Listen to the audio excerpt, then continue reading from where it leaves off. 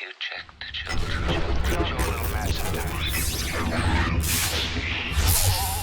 Hi, I'm Chucky. Wanna play? Sometimes that is better. You're gonna need a bigger boat. Bienvenidos once again, Pride fans. Jaime and Fuego here, and I am welcoming you cordially to the horror show. And this is the first of a short series of reviews that I'm going to be doing about some of the best bits that I saw as part of the International Horror and Sci-Fi Film Festival 2025 as part of the Phoenix Film Festival.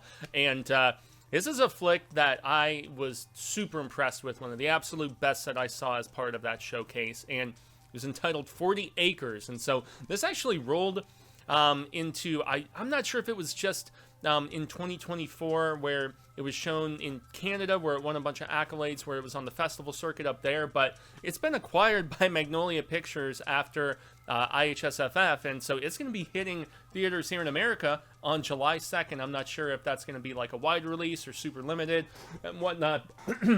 Excuse me. But yeah, guys, this stars Daniel Deadwyler, who was recently in a film called Carry On Netflix that had, oh boy, I know Jason Bateman was the bad guy. I never watched it, but I heard decent enough things about it. It was very watched as far as viewership on Netflix. And then also in The Woman in the Yard. And so that was kind of a divisive film for a lot of people, myself included, because I thought Deadwyler's performance was exceptional, and yet I had some issues with the script, most notably the third act and the ending, that despite some people saying there was ambiguity there, I thought it was pretty definitive. But in any event, her performance in that flick was awesome, and in 40 Acres, she kicks all kinds of ass once again. Deadwyler is just fantastic. She has such intensity in her eyes, and it just is enthralling to me. And so, overall thoughts about this post-apocalyptic sort of thing, where the 40 acres are this piece of land where her and her Native American husband are raising a family, and yet are constantly trying to protect themselves from external forces and whatnot that are trying to invade. Every man for themselves and whatever. But yeah, this film impressed me greatly. Now, it does deal with a lot of similar themes. I mean, people will probably immediately point to, oh, you know, The Last of Us, or before that, The Walking Dead. I mean, all of these different films that bring in, like, a cannibalistic or, you know, zombies or whatever. And this does, without specifying specifically what is going on, yes, it does have, like, there were diseases that spread, and there are things that can no longer be consumed, and so I'm not going to get into specifics because there is nuance about the setup that I really appreciated. But bottom line, what made this so goddamn good was the performance from not just Deadwyler, but the Native American actor whose name is eluding me. I really should have double-checked on the Letterboxd beforehand, but I know I saw him in Blood Quantum. He's terrific. And then just the supporting cast of the younger, her sons, specifically. Her oldest son, the one who was back before. So she has a military background, is something that I should most definitely mention, which actually helps with them defending these 40 acres of property, both herself and her spouse.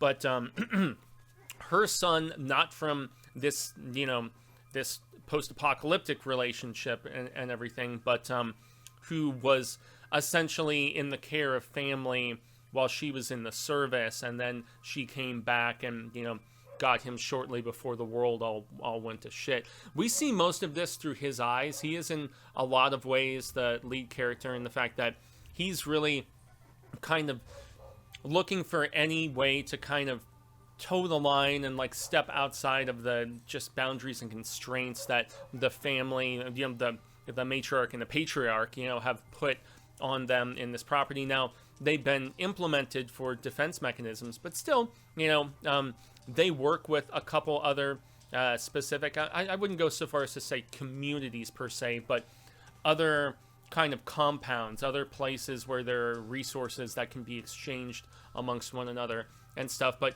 he just longs to meet other people and, you know, be outside of this, you know, just encased in fenced area and whatever. he meets a girl, and that's where things kind of spiral a little bit, and then there is the just growing fear of a large group that is going around to, different compounds and ransacking and, like killing and all kinds of craziness. And so I'm not going to give any, like, revelations beyond that. So overall, this film kicks ass. It is much more, it's less of a horror film than, like, a, like, dystopian action thriller. It doesn't go, like, full horror. As the two properties I mentioned just now, the flavor of the moment, which is The Last of Us, or before that for many, many years, and it's still going, The Walking Dead. But yeah, this film was really, really, like, bordering on excellent. The only thing that really holds it back is the fact that we've seen these sort of concepts done so many times, but this is done excuse me, with such precision and prowess and power. Yeah, I was so very impressed. And I've given you the predominance of the story setup, but the real catalyst, for things kind of spiraling is this older son's interaction with this girl. He sees her out swimming one day, and he kind of checking out the booty and all that. And then, yeah, it turns into a situation where, maybe I shouldn't go that far, but him and her become at least a little bit intertwined, and then it's brought to the attention and the ire of his mother, from the woman in the yard. And so, in that particular degree, that's where stuff starts to escalate.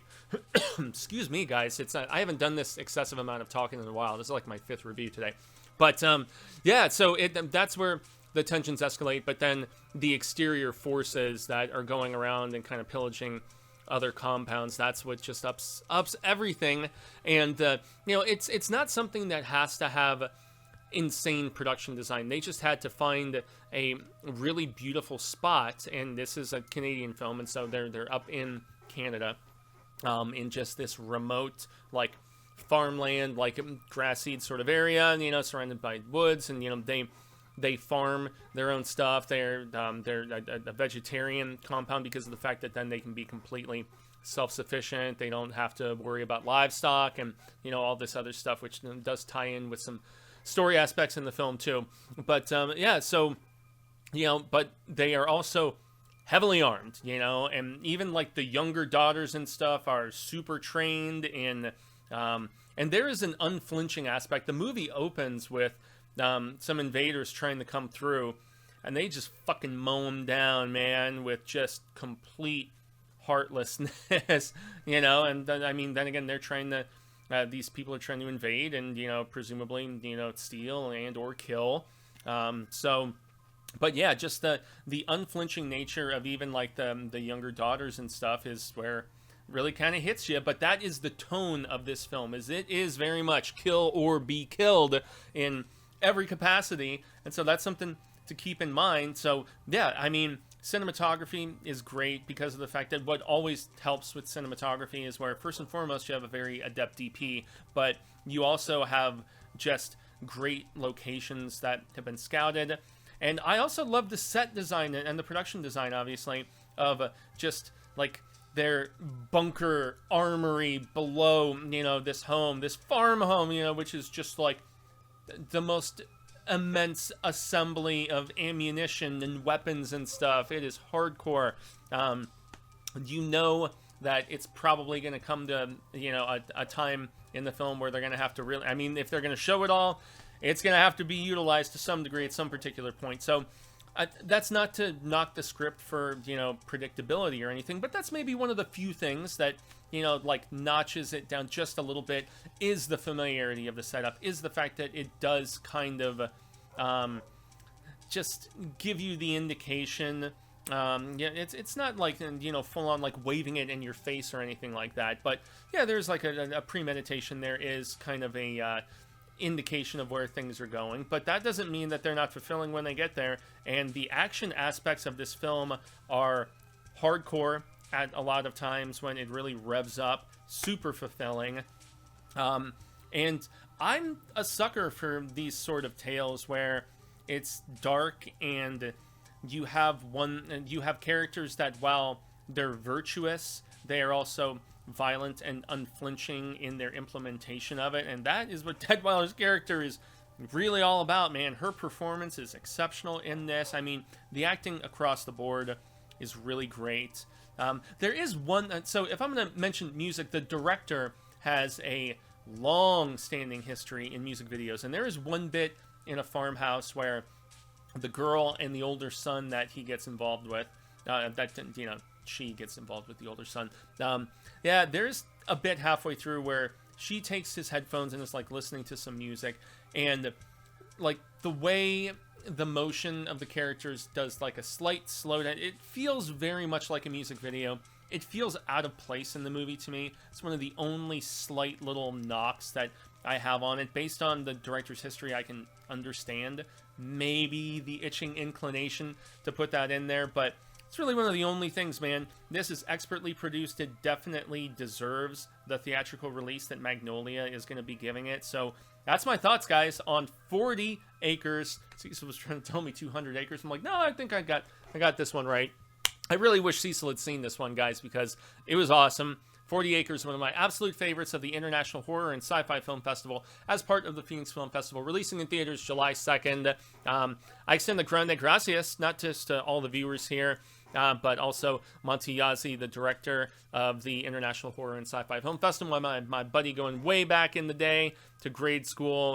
Also Patrick from Allied for helping us to get our press for we started 10 years ago doing press for this event, so it's been an honor every year, and discovering films like this is what makes it so much fun, guys. I've been Jaime and Fuego. You can find Juan on all social media sectors: Twitter X, Instagreasy, the Threads, the Facebooks, the Tiki-Talkies, all the silliness. I'm on all that stuff, but more importantly, like and share and subscribe if for whatever reason you're just stumbling upon this review and have some interest in this movie. And if you have seen this film, comment below and let me know if you think I'm praising it too much for having a derivative subject matter. Was it not as great as I'm making it out to be? Or are you in league with my praise and with my just delight for getting to see another great performance from that exceptional actress? So I've been Fuego, y'all have been Rad Status, and until next time, Fright fans, remember, stay scared.